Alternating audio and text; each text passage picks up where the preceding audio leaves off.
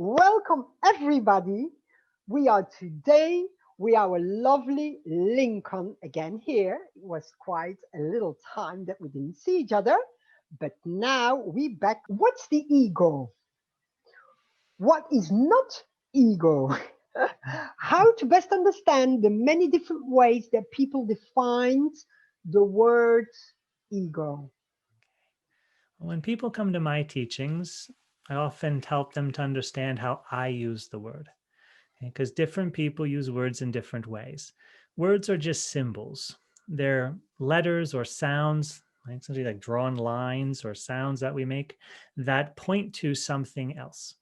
So we use these symbols to refer to something. And a symbol from my language might mean one thing and it might mean something else in another language. Right. So it's important to understand who's using the word and try to understand their vocabulary and how they define it, because then you understand communication. In my experience, I used the term ego as it was originally defined in human psychology.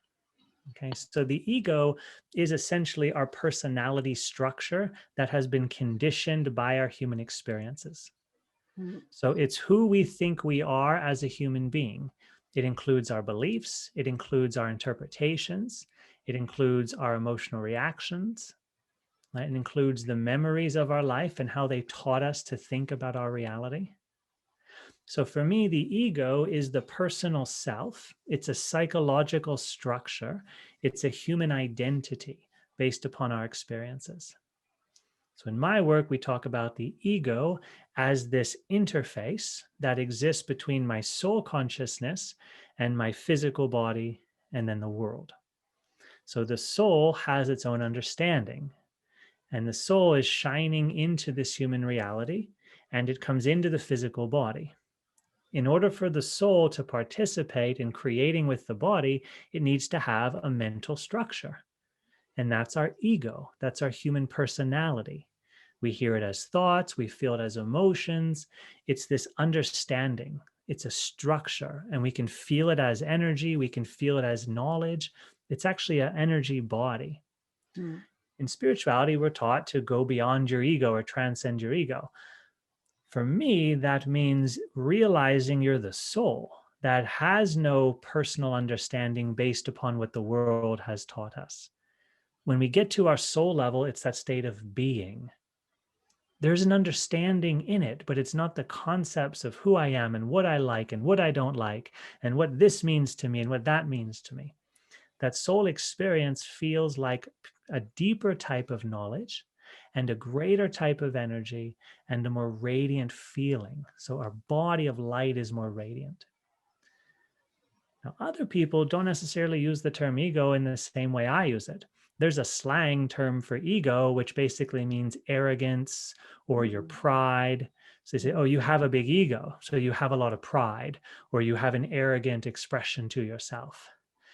So some people use ego in a slang way, and I think that makes it difficult because it modifies the original use of the term, right? It was a psychological term that referred to our conscious understanding of who we are as a human being and how we interact with the world around us.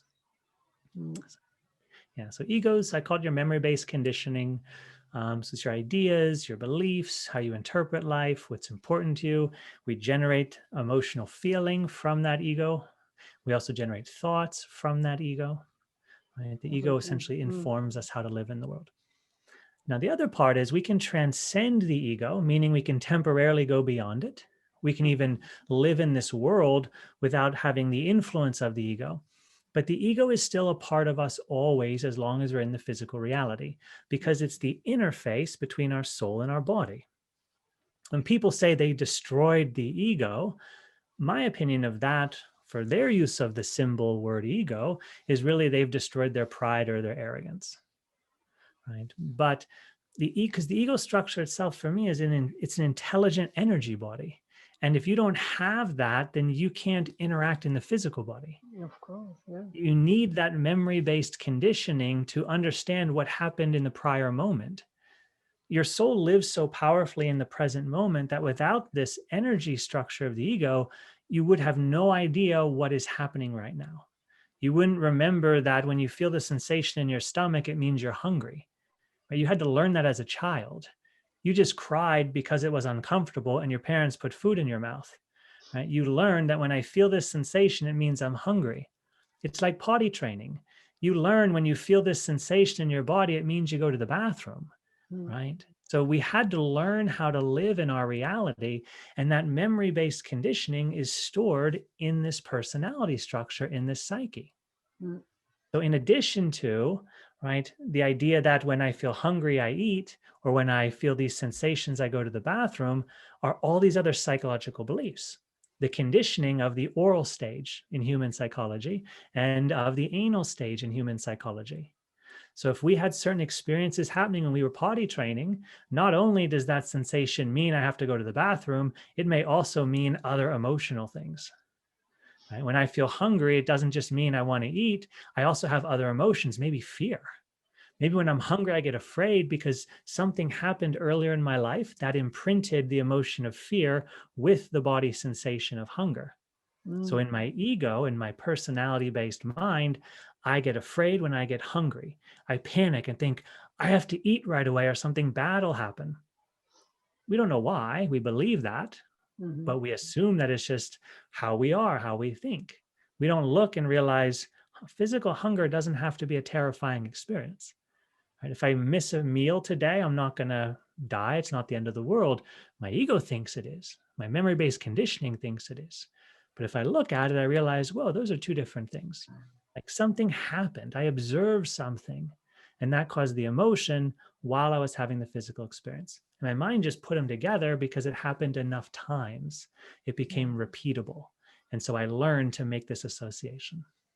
So we need the ego structure. Otherwise, we would go to the bathroom in our pants and we would not know what to eat. We would not know the decisions to make. We wouldn't be able to function as a human being. So the ego is important. Yeah. It's important part from this physical body, from this experience, no? Exactly. Yeah. And I think a big part of our journey is learning how to transform the ego so that we have a healthier understanding of how to live. So we remove the associations of suffering. So if a person coupled fear with hunger, how can they disconnect those associations and realize I can be hungry and I don't have to be afraid? Right? So how do we undo these associations so I can have more happiness in my ego structure? So in my teachings, we're not just transcending the ego. You transcend the ego to know who you are beyond the human reality. But I have countless videos that teach how to work with your ego to give it a higher understanding. Right? So Ilse, you're working in one of my courses, the Inner Circle, and right now we're working on creating, and we've been examining in the last few weeks how to understand our different emotions, and then how to work within those emotions to change them so they support us expressing ourselves. And so we're working on changing the ego's conditioning to give ourselves the experience we want. Sometimes in spirituality, ego's bad, ego's wrong, you have to get rid of it. And honestly, I've never met a person who believes the ego's bad or wrong and got rid of it. They usually are just deluding themselves, in my opinion.